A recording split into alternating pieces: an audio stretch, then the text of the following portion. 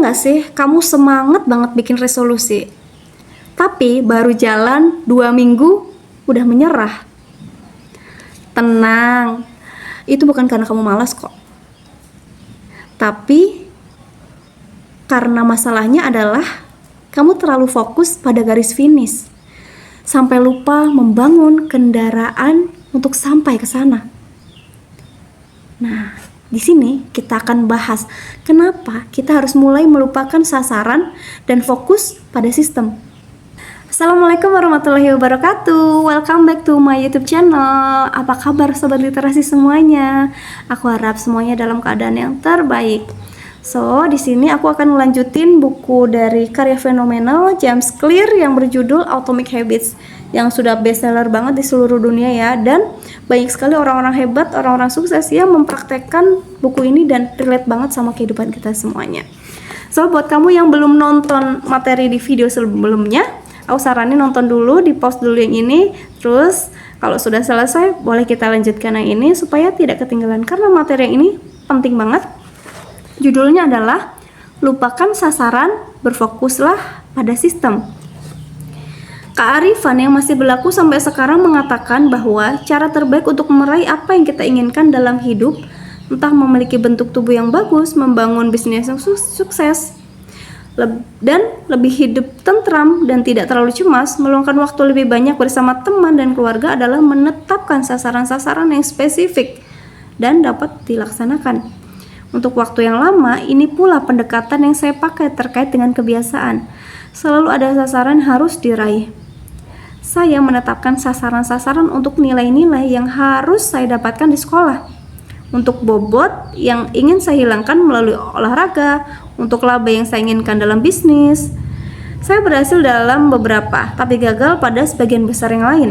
Akhirnya saya mulai sadar bahwa hasil-hasil yang saya hampir tidak berkaitan dengan sasaran-sasaran yang saya tetapkan, dan hampir semuanya berkaitan pada sistem yang saya jalani. Jadi bukan sasarannya, tapi sistemnya yang membuat itu bisa bertahan lama dan berhasil. Apa perbedaan antara sistem dan sasaran? Nah, ini perbedaan yang pertama kali saya ketahui dari Scott Adams, kartunis di balik komik Dilbert. Sasaran bicara tentang hasil yang ingin kita raih. Sistem adalah proses yang mengantar kita ke hasil-hasil itu.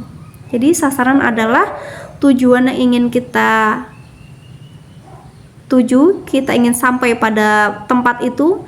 Misalnya kita ingin ke Jogja ya, tujuan kita adalah Jogja. Tapi untuk sistem adalah proses. Proses itu berarti kendaraan apa yang kita pakai menuju ke target kita tadi, sasaran kita, menuju ke Jogja. Entah kamu mau naik sepeda, jalan kaki, pesawat, atau apapun itu.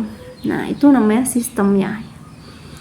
Bila Anda seorang pelatih, sasaran Anda mungkin memenangkan kejuaraan, betul kan? Namun sistem Anda terdiri atas pertama merekrut pemain dulu, kemudian mengatur asisten pelatih, dan menyelenggarakan latihan pelatih. Kalau Anda seorang pengusaha, sasaran Anda mungkin membangun perusahaan bernilai $1.000.000. Nah, sistem Anda adalah bagaimana menguji gagasan-gagasan tentang produk, merekrut karyawan, dan menjalankan iklan pemasaran. Sedangkan kalau kamu nih seorang pemusik, sasaran Anda mungkin memainkan gubahan baru. Namun sistem Anda adalah seberapa sering sih Anda berlatih, bagaimana Anda memecahkan serta mengatasi kesulitan, dan metode Anda adalah menerima umpan balik dari instruktur. Sekarang, pertanyaan yang menarik. Jika Anda mengabaikan sepenuhnya sasaran-sasaran Anda dan berfokus hanya pada sistem, apakah Anda akan masih berhasil? Tanda tanya. Boleh nih kalau kamu punya jawaban, silakan tulis di kolom komentar. Kita diskusi ya. Sebagai contoh nih, jika Anda seorang pelatih bola basket dan mengabaikan sasaran memenangkan kejuaraan, serta berfokus hanya pada yang dikerjakan tim dalam setiap latihan yang dilakukan tiap hari ya, apakah Anda masih dapat hasil? Menurut saya, menurut James Clear, Anda akan berhasil. sasaran dalam olahraga apapun adalah menyelesaikannya dengan skor terbaik. Tapi pasti sangatlah konyol kalau selama pertandingan tim menghabiskan waktu untuk melihat papan nilai. Cara satu-satunya untuk benar-benar menang adalah menjadi lebih baik setiap hari. Seperti ungkapan juara Super Bowl 3 kali Bill Walsh, nilai akan datang dengan sendirinya. Ini berlaku pula untuk bidang-bidang kehidupan lain. Bila Anda menginginkan hasil-hasil yang lebih baik, lupakan sasaran-sasaran Anda. Sebagai ganti, berfokuslah pada sistem Anda yang Anda lakukan setiap harinya. Apa yang saya maksud? Apakah sasaran sama sekali tidak berguna? Tentu saja tidak ya. Sasaran itu baik untuk menetapkan arah. Tapi sistem adalah yang terbaik untuk mendapatkan kemajuan. Sejumlah masalah timbul ketika Anda menghabiskan terlalu banyak waktu memikirkan sasaran dan tidak menyediakan waktu untuk cukup merancang sistem. Menarik banget ya.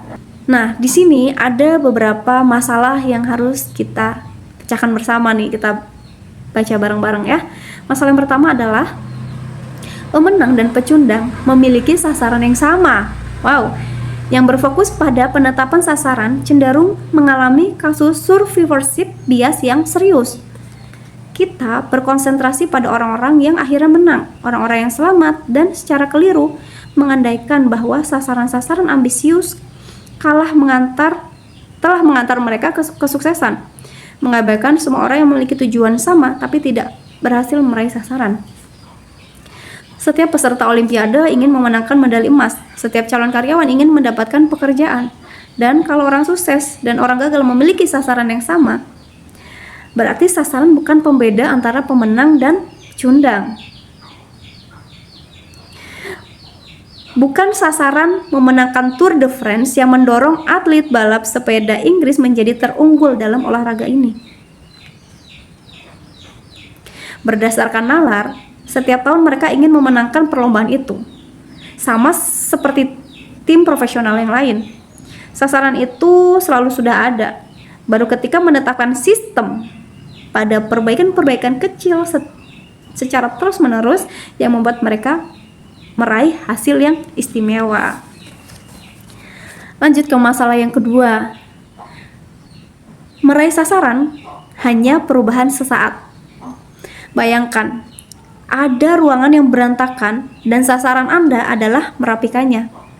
Bila mendapat tenaga untuk merapikannya, Anda akan memiliki ruangan yang bersih untuk saat ini. Akan tetapi, jika mempertahankan kebiasaan malas dan jorok yang telah menjadikan kamar Anda berantakan, dalam waktu tidak lama, Anda akan melihat setumpuk sampah baru dan berharap mendapatkan semburan motivasi lagi untuk merapikan ruangan Anda. Anda akan terus mengejar hasil yang sama karena tidak pernah mengubah sistem di baliknya. Anda mengobati gejala tanpa mengatasi sumber penyebabnya. Meraih sasaran hanya mengubah hidup Anda untuk sesaat. Itu kontraintuitif dengan perbaikan. Kita mengira yang perlu dirubah adalah hasil. Padahal masalah tidak terletak pada hasil. Yang sungguh perlu kita ubah adalah sistem yang menyebabkan hasil-hasil tersebut. Kita ketika memecahkan masalah di tingkat hasil, Anda hanya memecahkan masalah untuk sementara. Agar dapat menjadi lebih baik, Anda perlu memecahkan masalah di tingkat sistem. Benahi, masukkan, maka keluaran akan menjadi benar dengan sendirinya. Well, kita akan masuk ke masalah ketiga nih mengenai sasaran dan sistem. Masalah ketiga yaitu sasaran membatasi kebahagiaan Anda. Pengandaian tersirat di balik setiap sasaran adalah sebagai berikut. Begitu aku meraih sasaranku, aku akan bahagia. Masalah dalam mentalitas yang mendahulukan sasaran adalah Anda terus menjauhkan diri dari kebahagiaan sampai Anda beralih ke tonggak sasaran berikutnya. Saya berkali-kali dan tak terhitung banyaknya terperosok dalam jebakan ini. Selama bertahun-tahun, kebahagiaan selalu menjadi sesuatu yang ingin saya nikmati di masa mendatang. Saya berjanji pada diri sendiri bahwa begitu masa otot saya naik 10 kg atau setelah bisnis saya diulas di New York Times, saya baru akan beristirahat sejenak. Lebih lanjut, sasaran menciptakan konflik, cinta, entah ini, entah itu, semuanya. Entah Anda meraih sasaran dan sukses, atau Anda gagal dan merasa kecewa, Anda secara mental memasang kotak untuk mengurung diri dalam versi kebahagiaan yang sempit.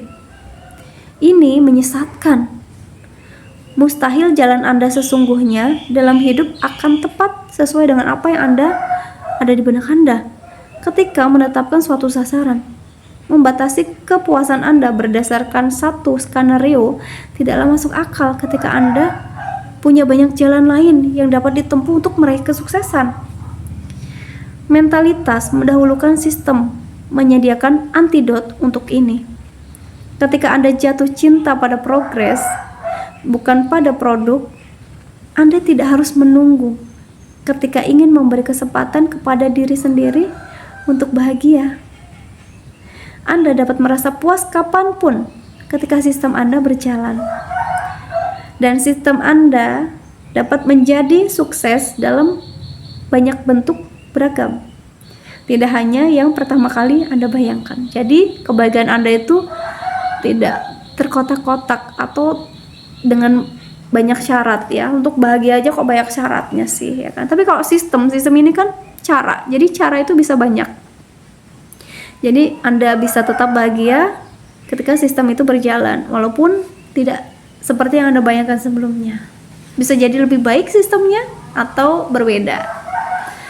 Okay, the last problem is sasaran tidak bersesuaian dengan kemajuan jangka panjang. Akhirnya, pola pikir berorientasi sasaran dapat menciptakan efek yoyo. Tahu permainan yoyo? Yang ditarik ulur. Banyak atlet lari berlatih keras selama berbulan-bulan. Tapi begitu berhasil melintasi garis finish, mereka berhenti berlatih. Lomba itu tak lagi menjadi motivasi mereka. Ketika semua bekerja keras, Anda difokuskan pada sasaran tertentu. Apa yang tersisa untuk mendorong maju Anda setelah sasaran itu tercapai? Itulah sebabnya banyak orang kembali ke kebiasaan-kebiasaan lama setelah suatu sasaran tercapai. Tujuan menetapkan sasaran adalah memenangkan pertandingan. Tujuan membangun sistem adalah terus berprestasi dalam olahraga yang sama. Pemikiran jangka panjang yang sejati adalah berpikir dengan sedikit sasaran. Orang tidak bicara tentang kesuksesan tunggal. Orang bicara tentang siklus perbaikan yang tiada akhir dan terus-menerus. Yang akhirnya, komitmen Anda terhadap proseslah yang akan menentukan kemajuan Anda. Nah, ini sistem yang disebut sistem atomic habit. Bila Anda merasa sulit mengubah kebiasaan, masalah bukan terletak pada diri Anda. Masalahnya ada pada sistem Anda. Kebiasaan buruk berulang dan terus-menerus bukan karena Anda tidak ingin berubah, tapi karena Anda memiliki sistem yang keliru untuk melakukan perubahan. Anda mencapai level sasaran, Anda jatuh di level sistem. Berfokus pada sistem keseluruhan, bukan sasaran tunggal, adalah salah satu tema pokok dari buku Atomic Habit ini. Ini juga salah satu maksud lebih dalam di balik kata atomic. Anda sekarang mungkin sadar bahwa atomic habit merujuk ke suatu perubahan yang sangat kecil, peralihan yang sangat remeh, perbaikan yang hanya 1%. Namun, atomic habit bukan hanya kebiasaan-kebiasaan lama manapun. Kendati kecil, atomic habit adalah kebiasaan-kebiasaan kecil yang merupakan bagian dari sistem yang lebih besar. Sama seperti atom-atom yang membentuk molekul, atomic habit adalah unsur pembentuk hasil-hasil yang luar biasa. Kebiasaan itu seperti atom dalam hidup kita. Tiap kebiasaan merupakan satuan mendasar yang ikut membentuk perbaikan secara keseluruhan. Pada awalnya rutinitas sangat kecil ini terkesan tak bermakna, tapi sejalan dengan waktu kita saling membangun dan menjadi bahan bakar untuk kemenangan. So, atomic habit itu kecil sekali, sekaligus sangat besar. Inilah makna frasa atomic habit. Praktik teratur atau rutin yang tak hanya kecil serta mudah dilaksanakan, tapi juga sumber kekuatan yang luar biasa. Komponen sistem pertumbuhan dengan bunga majemuk. Terima kasih banyak yang sudah nonton sampai akhir ini, karena aku bakal meringkas keseluruhan dari bab 1 ya, dari video-video di episode sebelumnya sampai yang terakhir ini.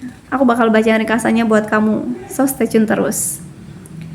Kebiasaan adalah bunga majemuk dalam proses perbaikan diri. Menjadi 1% lebih baik setiap hari, ikut berperan dalam kemajuan besar di jangka panjang. Poin yang kedua adalah kebiasaan itu seperti pedang dengan dua sisi.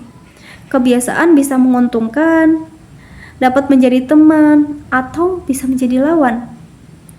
Itulah sebabnya kita wajib memahami seluk-beluknya. Poin yang ketiga, perubahan-perubahan kecil sering terlihat tidak memberikan perbedaan sampai Anda menembus ambang batas kritis. Hasil paling dahsyat dalam proses bunga majemuk tidak langsung terjadi. Anda perlu bersabar. Jadi kebiasaan-kebiasaan kecil yang terjadi setiap hari itu tidak bisa langsung membuahkan hasil. Tapi itu adalah siraman-siraman air yang akan nanti membuat pohon itu tumbuh tinggi dan menghasilkan buah yang kita inginkan. Poin yang selanjutnya adalah atomic habit adalah kebiasaan kecil yang merupakan bagian dari sistem yang lebih besar. Sama seperti atom yang ikut membangun molekul. Atomic habit adalah unsur pembangun hasil-hasil yang menakjubkan. Next point adalah jika menginginkan hasil yang lebih baik, jangan memusingkan sasaran dulu. Sebagai gantinya, fokuslah pada sistem Anda atau cara yang Anda pakai untuk meraih sasaran itu. The last point is, Anda tidak mencapai level sasaran sampai Anda jatuh di level sistem. So, alhamdulillah kita sudah selesai nih di bab 1 ya. Semoga ilmunya bermanfaat buat kita semuanya ya. Jangan lupa untuk terus support channel ini dengan cara like, comment, subscribe, and share sebaik-banyaknya supaya banyak orang juga yang mungkin membutuhkan motivasi atau ilmu ini. So, terima kasih banyak. Sampai jumpa di video selanjutnya insya Allah. Assalamualaikum warahmatullahi wabarakatuh.